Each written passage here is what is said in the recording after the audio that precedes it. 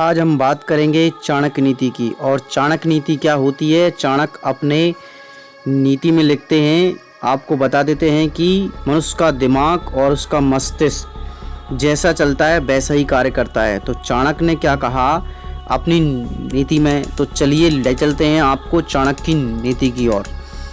स्त्री एक बहुत बड़ी ताकत होती है, तो इस सारे संसार का हर प्राणी औरत को पालने की आशा करता है। यहाँ तक कि आपको बता देते हैं कि बड़े बड़े विद्वान, महापंडित, ज्ञानी, देवता, आखिर यह क्यों होता है हम सभी लोगों के साथ। चाणक्य जी ने इस बारे में बताया है। क्या आपने कभी सोचा है इस बात को दिमाग में? इस सारे संसार में सबसे बड़ी शक्ति स्त्री होती है। क्या आप इसकी कल्पना कर सकते हैं? इस संसार में जीत लेने वाली सबसे बड़ी स्त्री होती है और पुरुष शक्ति के आगे ऐसे पिघल जाता है जैसे कि आग के आगे लोहा पिघल जाता है। यही स्त्री के अंग सुनहरे होते हैं और इस कारण उसकी खूबसूरती के कारण उसके अंग इतने सुंदर होते हैं। जवानी और उसकी सुंदरता के कारण वह पिघल जाता है। अत्यंत सुंदर औरत का शरीर क्या, मांस, हाड़ और उसके यौवन रूपी को देखकर चाणक्य ने कहा है कि मनुष्य उसी में खो जाता है। किंतु सत्य यह है कि सबसे बड़ा नरक स्त्री होती है। आप इससे जितना भी बचकर रहेंगे उतना ही लाभ होगा। और आगे चाणक्य जी ने कहा है कि औरत कितनी भी बड़ी हो जाए किंतु वह अपने आप को सदा सुंदर और जवान ही समझती रहती है। उसकी यही इच्छा होती है कि वह हमेशा सदा जवान बनी रहे। चाणक्य ने आगे लिखा है कि पुरुष उसके पीछे पीछे घूमता रहता है। औरत के चेहरे की सुंदरता और उसके शरीर की बनावट पर ही पुरुष मरता है। यही कारण है कि एक औरत के साथ रहते हुए भी किसी दूसरी औरत को बुरी नज़रों से देखता है। और आगे आपको बता देते हैं कि चाणक्य लिखते हैं अपनी नीति में कि मासिक धर्म के पश्चात नारी कुंवारी लड़की जैसी पवित्र हो जाती है। जैसे कि आपको बता देते हैं कि पुरुष को यह सलाह दी जाती है वह भूलकर भी मासिक धर्म के दिनों में औरत से संभोग ना करे। और इस दुनिया में अधिकतर युद्ध घटनाएं केवल नारी के कारण ही हुई हैं। इसलिए आपको बता देते हैं कि बुद्धिजीवी को यही सलाह दी जाती है कि ये औरत के माया जाल से हमेशा दूर रहे। किंतु आपको बता देते हैं स्त्री की सुंदरता इतनी अच्छी होती है कि उसे कोई भूल नहीं पाता है। जो नारी सुबह के समय अपने पति की सेवा माँ के समान करती है और दिन में बहन के समान प्यार देती है और रात में वेश्या की भांति उसकी अपनी शरीर का आनंद देती है, उसे ही सत्य की अच्छी और गुणवान पत्नी माना जाता है।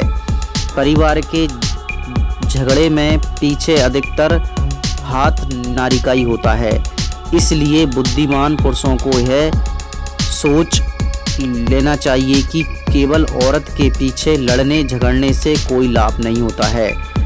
और यह भी आपको बता देते हैं कि नारी के बारे में चाणक्य जी के विचार इन थोड़े से शब्दों में महापंडित चाणक्य ने औरतों के बारे में पूरा ज्ञान दे दिया है।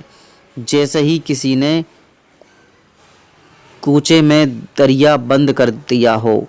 तो आपको बता देते हैं कि धर्म, मानवता से बड़ा धर्म इस संसार में कोई नहीं होता है।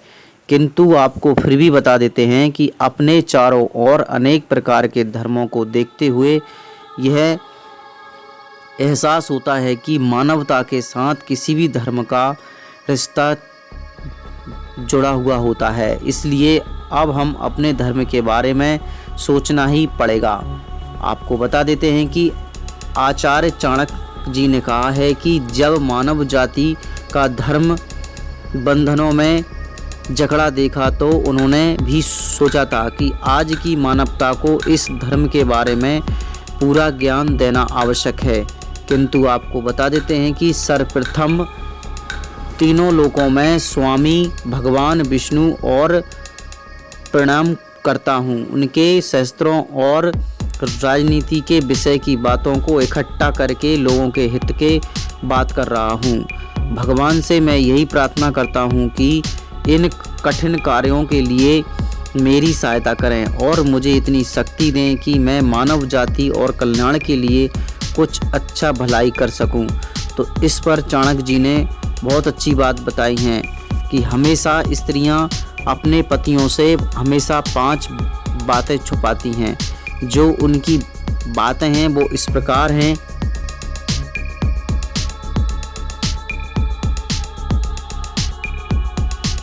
इस तरह से आपको बता देते हैं कि यस्य पुत्रो वसी भूतो आचार छंदानो मणि विभते याश्च सदितोक्तस्य सर्वम ही। इसका अर्थ ये हुआ कि प्रत्येक व्यक्ति संसार में सुखी रहता है, किंतु आपको बता देते हैं कि स्वर्ग की प्राप्ति की इच्छा उसके मन में रहती है। स्वर्ग कहाँ है, इसका सही उत्तर चाणक्य ने अपने सही शब्दों में कहा है और कम शब्दों में कहा है कि उनके अनुसार जिसका पुत्र आज्ञाकारी हो और उसकी स्त्री इच्छा के अनुसार आचरण करती हो, अर्थात उसका आज्ञा के अनुसार कार्य करती है, तो उसकी अपने स्वर्ग से कम कुछ नहीं होता है। यानी कि अपने पति के द्वारा कमाए गए धन से संतुष्ट हो, जिसे किसी प्रकार का लोभ लालच और अत्यधिक धन कमाने की चाह नहीं होती है। वास्तव में ऐसी स्त्री और उसके बच्चे उसके लिए और उसकी पत्नी ही इस पृथ्वी पर ही सबसे बड़ा स्वर्ग होता है। तो किसी भी प्रकार से स्वर्ग की कल्पना करना व्यर्थ है। और नेक्स्ट, पुत्र वे ही होते हैं जो पिता के भक्त होते हैं और पत्नी वही होती है जो अपने पति को हमेशा खुश रखती है और खुश रखने का प्रयास करती है। चाणक्य आगे कहते हैं कि गृहस्थी की सबसे बड़ी पत्नी होती है जिसके अनुसार एक घर चलता है, और पत्नी से बड़ा उस पति की ज़िंदगी में कुछ नहीं होता है। आगे कहते हैं कि पत्नी चाहे 4 बच्चे कर ले, 2 मोड़ा और 2 मोड़ी, अर्थात यदि लड़कियां हैं तो उन्हें शादी करके पराए घर की कर दी जाती हैं, और 2 लड़कों की शादी करती है तो वो लड़के अपने बहू के साथ न्यारे हो जाते हैं। उन्होंने कहा है कि जहाँ से सफ़र शुरू करते हैं वहीं पे ख़त्म हो जाता है। और उन्हें बहुत अच्छी बात कही है कि कुछ नहीं होता है, हमेशा पति पत्नी का जोड़ा एक साथ रहता है, और इस कारण ही पति पत्नी हमेशा खुश रहना चाहिए और उन्हें खुश रहने का प्रयास करना चाहिए।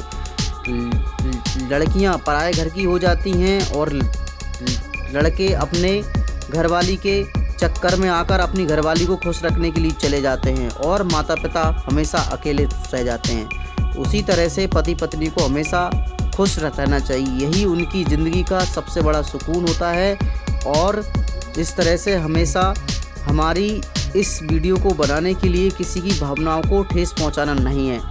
तो अगली वीडियो में हम आपके लिए बताएंगे कि स्त्रियां किस प्रकार के पुरुषों से ज़्यादा प्यार और संभोग करने की प्रक्रिया संतुष्ट करती हैं, और बताएंगे कि हमेशा स्त्रियां खूबसूरत क्यों होती हैं और उनके खूबसूरती का राज क्या होता है और खूबसूरत रहने का अंदाज क्या होता है।